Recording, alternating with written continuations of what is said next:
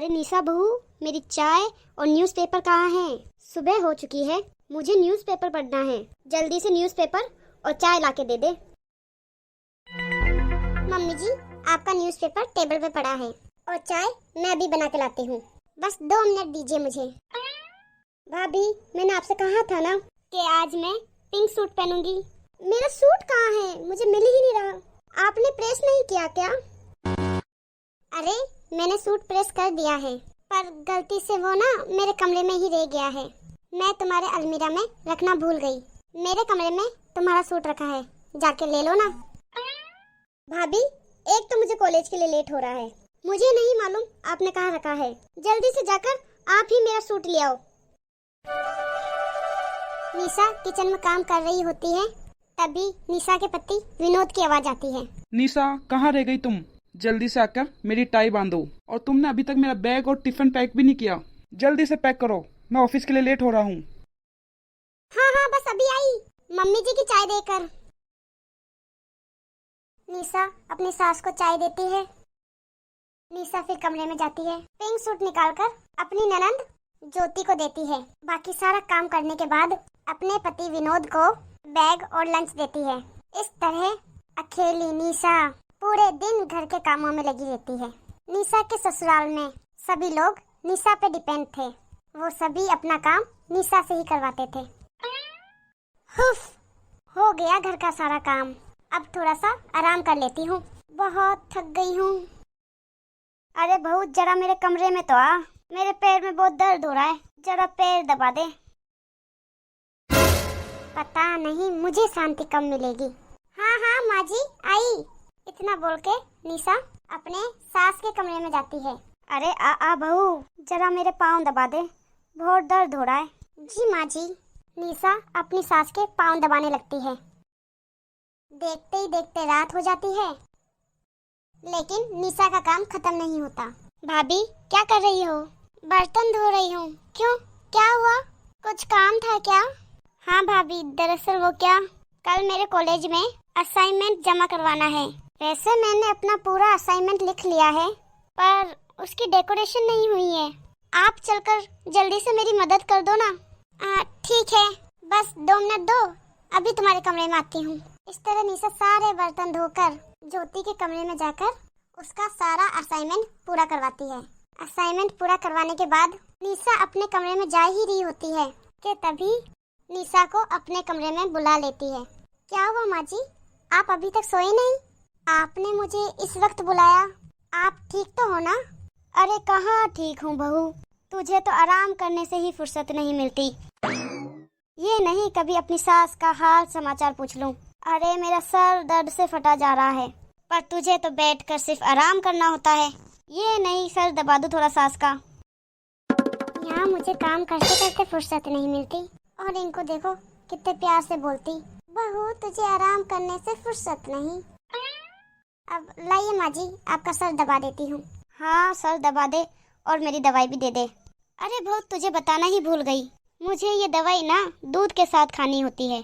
जा जरा दूध गर्म करके लिया। ठीक है माँ जी, अभी करके ले आती हूँ। निशा ने अकेले ही पूरा घर संभाला हुआ था, पर फिर भी घर वालों को उसकी परवाह नहीं थी।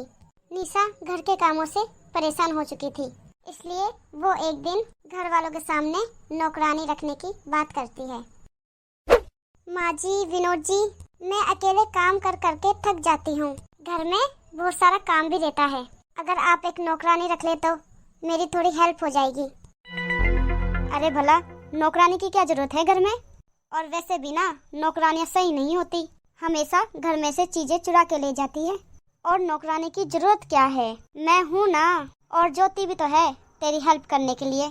और घर में काम भी क्या होता है, झाड़ू पोछा, कपड़े बर्तन और खाना बनाना।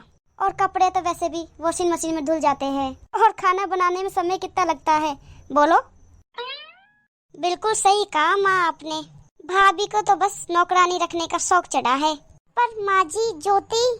पर माँ जी क्या रिया, माँ और ज्योति बिल्कुल सही बोल रही है, घर में नौकरानी की कोई जरूरत नहीं है। इस तरह नौकरानी रखने की बात से सब लोग निशा से नाराज हो जाते हैं, जिसके बाद फिर कभी निशा नौकरानी रखने की बात नहीं करती। और अकेले ही घर का सारा काम करती रहती। ऐसे ही कुछ दिन बीतते हैं और एक दिन निशा की बहन अनीता उससे मिलने उसके घर आती है। निशा, कैसी हो तुम? पता है तुझे, मुझे तेरी कितनी याद आ रही थी। मैं बिल्कुल ठीक हूँ दीदी, मुझे भी आपकी बहुत याद आती है। पर आप यहाँ अचानक कैसे? कुछ नहीं निशा, यहाँ बाजार कुछ काम से आई थी तो सोचा तुझसे भी मिल लूँ। अच्छा किया दीदी आपने जो मुझसे मिलने आ गई। आप रूम में बैठो, मैं आपके लिए चाय और कुछ खाने को लेके आती हूँ। इतना बोलकर निशा जैसे ही अपनी बहन के लिए नाश्ता लेने जाती है, वैसे ही निशा की सास और ननंद उससे अपना काम कराने लगती है और वहीं दूसरी ओर निशा की बहन उसका इंतजार कर रही होती है। सुबह से रात हो जाती है, वो अपनी बहन से बात नहीं कर पाती और वो अपनी बहन को पूरा दिन घर का काम करते हुए देखती रहती है। निशा, रुक जाओ, तुम कोई मशीन नहीं हो जो पूरा दिन काम करती रहती हो। यहाँ तक कि तुम्हारे ससुराल वाले अपना काम भी तुमसे ही करवाते हैं। अगर तुम ना रहो तो तुम्हारे ससुराल वाले अपना काम भी नहीं कर पाएंगे। इन्हें तुम्हारी आदत हो गई है। तुम इनसे कहती क्यों नहीं कि एक नौकरानी रख ले? दीदी, मैंने इनसे कहा था कि घर में एक नौकरानी रख लेते हैं, पर इन्होंने मेरी बात नहीं मानी। आप छोड़ो ये सब, अब घर की बहू हूँ, काम तो करना ही पड़ेगा ना। नहीं निशा, तुम इस घर की बहू हो, कोई नौकरानी नहीं। तुझे अपने ससुराल वालों को सबक सिखाना होगा।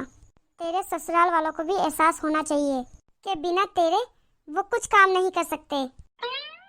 और इस तरह अनीता एक प्लान बनाती है और सुबह होते ही वो अपनी बहन को अपने साथ ले जाती है और विनोद को फोन करती है।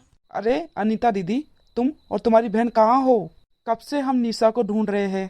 अरे जीजा जी, निशा रसोई में काम कर रही थी, तभी अचानक से उसकी तबीयत खराब हो गई। मैं उसे हॉस्पिटल लेके आई हूँ। उसे ग्लूकोज चढ़ रहा है। डॉक्टर ने कहा है वो 3-4 दिन तक हॉस्पिटल में ही रहेगी। आप लोग फिक्र मत करिए, मैं हूँ निशा के साथ। तुम सब घर पे ही रहिए। वैसे भी पेशेंट के साथ हॉस्पिटल में ज्यादा लोगों को अलाउ भी नहीं है। ठीक है, आप निशा का ख्याल रखना। इस तरह अनीता अपनी बहन को कुछ दिन अपने पास रख लेती है। अब निशा के ना होने पर उसके ससुराल वालों को अपना काम खुद करना पड़ता है, जिसके बाद उन्हें एहसास होता है कि बिना निशा के वो लोग कुछ नहीं कर सकते। और निशा जब अपने ससुराल आती है तो उसके ससुराल वाले एक नौकरानी को रख लेते हैं। अच्छा हुआ निशा कि तुम जल्दी ठीक हो गई। तुम 2 दिन यहाँ नहीं थी तो हमें पता चला कि हम तुम्हारे बिना कितने अधूरे हैं। देखो, हमने तुम्हारी मदद के लिए एक नौकरानी भी रख ली है। अब जब तक तुम पूरी तरह से ठीक नहीं हो जाती, तुम घर का कोई काम नहीं करोगी। ये सब देखकर निशा को बहुत अच्छा लगता है और वो इस बात के लिए अपनी बहन को थैंक यू बोलती है। दीदी, तुमने मेरे ससुराल वालों को सही सबक सिखाया है। मैं 2 दिन अपने ससुराल में नहीं रही, इन्हें मेरे ना होने का एहसास हो गया और उन्होंने मेरी मदद के लिए एक नौकरानी को भी रख लिया है। अब तो मेरे ससुराल में भी एक नौकरानी आ चुकी है। देखा निशा, मैंने कहा था ना कि तू कुछ दिन अपने ससुराल नहीं जाएगी, उनकी अकल ठिकाने आ जाएगी। हाँ, तुमने सही कहा था। और इसी तरह निशा के घर में भी एक नौकरानी आ जाती है, जिसके होने से निशा को काफी आराम मिलता है।